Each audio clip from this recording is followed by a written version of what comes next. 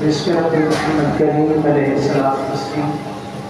سادات کرام سمیت سارے بزرگوں کی اجازت کے ساتھ میں یہ چاہوں گا کہ آواز کلام پر ایک مرتبہ تمام احباب بآواز بلند درود پاک پڑھیے تاکہ مختصر سی گفتگو کا آغاز ہو سکے۔ پڑھیے اللہم صلی علی سیدنا و مولانا محمد وعلی آل سیدنا و مولانا محمد مبارک وسلم وسلم علیہ۔ تمام احباب اس یقین کے ساتھ درود پڑھیے کہ جیسے یہ درود یہاں سنا پڑا جا رہا ہے ویسے کسی پاکیزہ سماعت میں سنا بھی جاتا ہے۔ یہ درود ایسی عظیم الشان عبادت ہے کہ ایک لوٹا شرف کائنات کا کہ جب کوئی شخص درود پڑھنا شروع کرتا ہے تو حقیقت میں وہ ایک ایسا عمل اختیار کرتا ہے، ایک ایسے عظیم الشان فضیلت میں شریک ہو جاتا ہے جو خود لا شریک کا وظیفہ ہے۔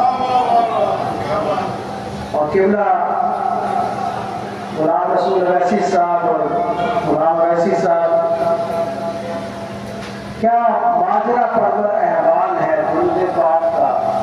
اکلوتی عبادت، ایک مرتبہ اگر کوئی شخص اس کے 4 آداب اور تقاضوں کے ساتھ اس کو پڑھے تو امام جعفر صادق علیہ السلام فرماتے ہیں کہ پروردگار عالم کی طرف سے ایسی منفرد عزت کا حقدار ہو جاتا ہے پڑھنے والا کہ اسے اس کا یہ درود پڑھنا سرکار دو عالم کی بارگاہ میں اس کے نام کے ساتھ اس کے اعزاز پہنچانے کا ذریعہ بن جاتا ہے۔ ایک آدمی اگر 70-80 برس کی پوری عمر بھی حالت سجدہ میں گزار دے اور اس کی اجر کا تعین کرنا شروع کرے، اندازہ لگانا شروع کرے نا، اجر یقیناً عظیم الشان ہوگا، لیکن یہ فضیلت اس کے ساتھ منسوب نہیں ہے کہ جو ایک مرتبہ درود پڑھنے کے ساتھ بندے کو حاصل ہوتی ہے۔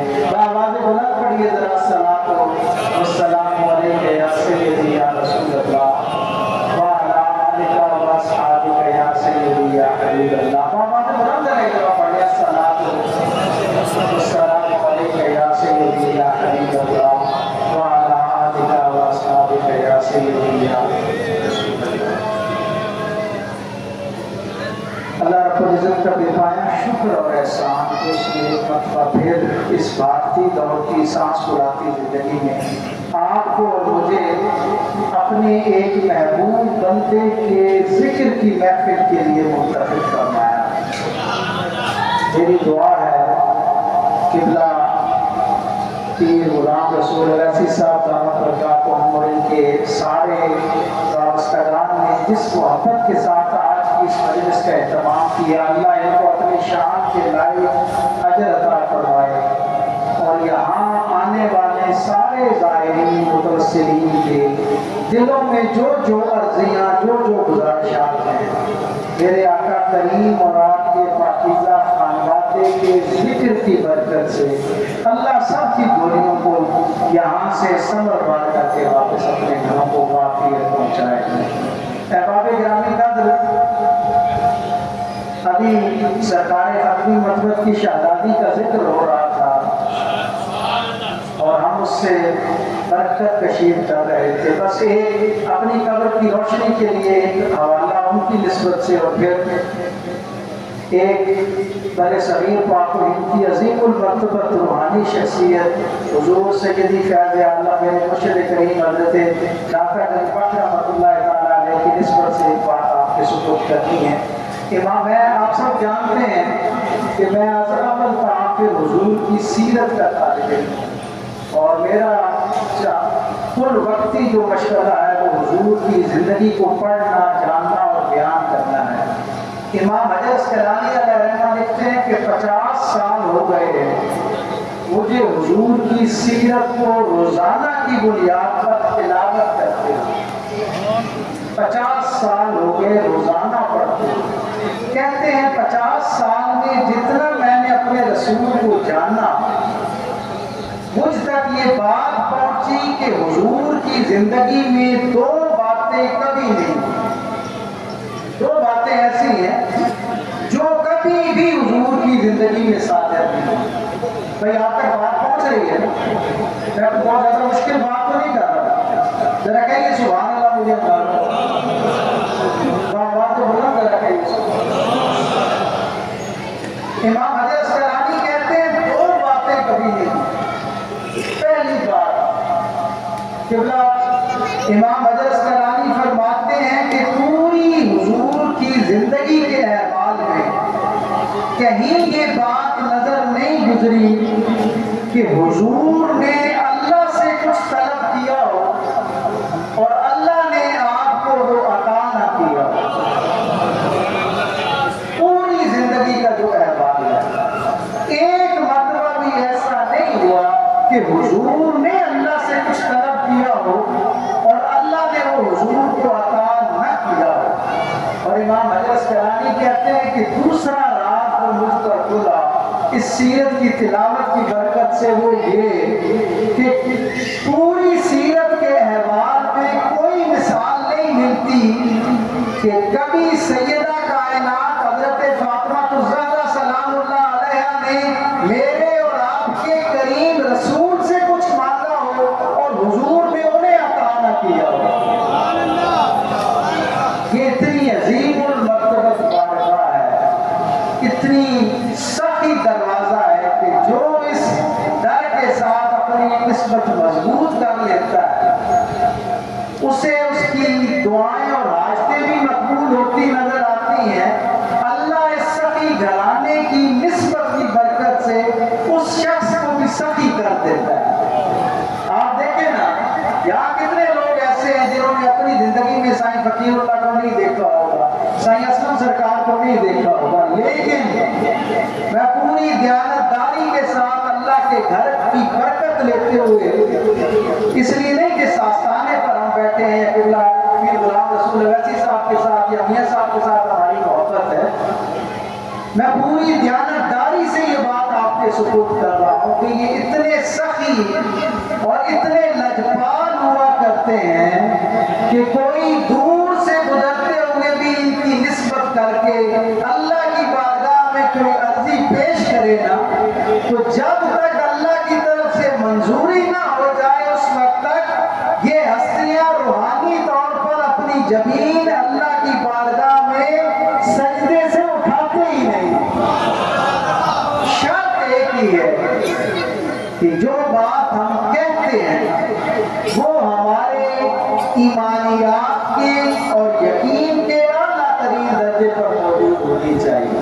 میں نے کہا یہ سخی گھرانے ہیں اس لیے کہ ان کی نسبت سخی گھرانے کے ساتھ ہے، اور میرے غریب آقا کی رحمتیں اور بچاتے تقسیم کرتی ہوئی زبان سے ہم تک یہ خبر پہنچی، اللہ کے محبوب نے فرمایا سخی لوگوں کے قریب ہے، سخی جنت کے قریب ہے، پھر فرمایا سخی اللہ کے قریب ہے۔ سو یہ جو سخاوت کا عنصر ہے یہ ان ہستیوں کو اس دربار سے ملا ہے جن کی نسبت سے کائنات میں سخاوت کا مفہوم سیکھا۔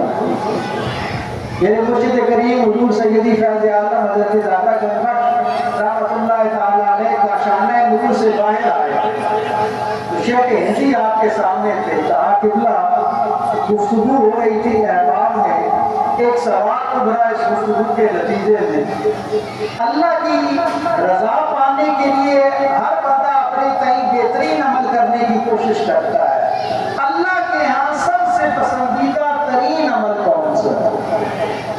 بھائی ہم سب اللہ کو راضی کرنا چاہتے ہیں، کون کون کرنا چاہتا ہے؟ الحمدللہ، اللہ کرے اللہ ہماری اس نیت کو، ہمارے جذبے اور ارادے کو قبول فرمائے۔ بھائی ہر آدمی چاہتا ہے کہ اللہ اس سے راضی ہو جائے۔ شیخ ہندی عرض کرتے ہیں اے اللہ کے محبوب ولی، ہمیں یہ راز عطا فرمائیے اللہ کے نزدیک انسانوں کے اعمال میں سب سے بہترین عمل کون سا؟ حضرت داتا صاحب علیہ رحمہ نے جواب میں فرمایا اللہ کے ہاں ہر عمل جو بھی جس کے ساتھ یقین کے ساتھ کیا جائے وہ مقبول ہے، بندے کو اللہ کے قریب کرتا ہے۔ لیکن ایک عمل ایسا ہے جو سب سے زیادہ اللہ کے ہاں قربت کا ذریعہ اور وسیلہ بنتا ہے۔ فرمایا وہ عمل ہے خیرات کرنا۔ وہ کون سا عمل ہے؟ کون سا عمل ہے؟ خیرات کرنا۔ آپ سب احباب کو قبلہ غلام رسول اللہ صاحب کی تربیت یافتہ ہے، آپ کو تو جواب دینے میں اتنا جو ہے وہ سستی کا مظاہرہ نہیں کرنا چاہیے۔ ہم ان کی مجلس کے رہے کہ اب ہم بھی سوال جواب کرنے کے عادی ہو گئے، تو آپ تو بہت سالوں سے کوئی وقتی طور پر ان کی نگاہیں کی اتفاق میں آپ کا جواب تو کم از کم بھرپور آنا چاہیے۔ آپ نے حضرت دادا کے بخش رحمہ نے فرمایا اللہ کے ہاں بندوں کے اعمال میں سب سے پسندیدہ عمل خیرات ہے۔ اب جو محبت کرنے والے شام بیٹھے تھے نا، ہر ایک نے اپنے انداز میں سوچنا شروع کر دیا میں کیا خیرات کر سکتا ہوں۔ مختصر کر رہا ہوں، دوبارہ سوال جو ہے وہ آپ کے سامنے رکھا اور کہا حضور جہاں اتنا عقدہ آپ نے کھول دیا، ایک مشکل اور آسان کر دیں، یہ فرما دیں اللہ کے ہاں خیرات میں کون سا عمل سب سے زیادہ اللہ کو پسند ہے؟ سارے اعمال میں خیرات پسند ہے، اور کون سی خیرات ایسی ہے جو اللہ کے ہاں سب سے زیادہ پسندیدہ ہے؟ تو حضور دادا صاحب نے جواب میں کہا آپ نے فرمایا معاف کرنا اللہ کے ہاں بندوں کی طرف سے پہنچنے والے سارے اعمال میں سب سے بہترین اور مقبول عمل ہے۔ بس ان اللہ والوں کی قربت کا، ان کے راس میں، ان کی محافل میں آنے کا سب سے بہترین لنگر یہ ہے کہ جب ہم یہاں سے اٹھیں تو ہمارے مزاج میں ان کی نسبت کی برکت سے تھوڑی سی پہلے سے زیادہ کشادگی آنی چاہیے۔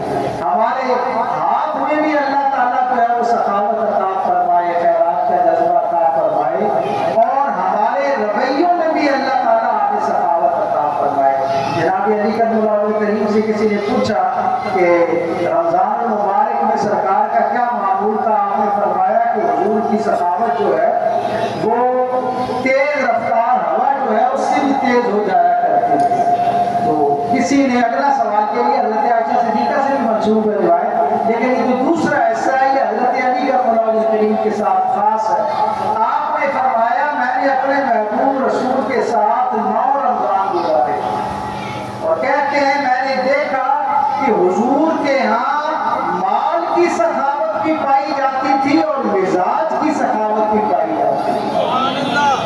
تو ساتھ بیٹھے ہوئے لوگوں نے پوچھا مال کی سخاوت تو سمجھ آتی ہے، مال سے خرچ کرنا، یہ مزاج کی سخاوت کا کیا مطلب ہے؟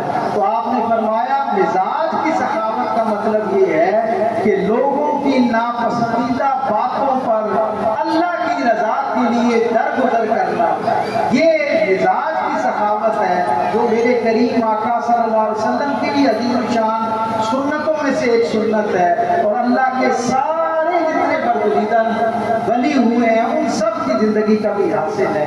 میری دعا ہے اللہ تبارک و تعالیٰ آپ کو مجھے ہمیں ان اپنے پسندیدہ بندوں کا فہم اور فیض عطا فرمائے، اور ان کی نسبت سے یہ جو خیر کے خزانے ہم تک پہنچتے ہیں ان سے اپنے دلوں اور اپنی زندگیوں کو بھی روشن کرنے کی توفیق عطا فرمائے۔ یا رب بالمصطفیٰ بلغ مقاصدنا واغفر لنا ما مضى يا واسع الكرم مولا صلی وسلم دائما ابدا علی حبیبک خیر الخلق کلهم۔ آپ سب کی توجہ کا بہت شکریہ۔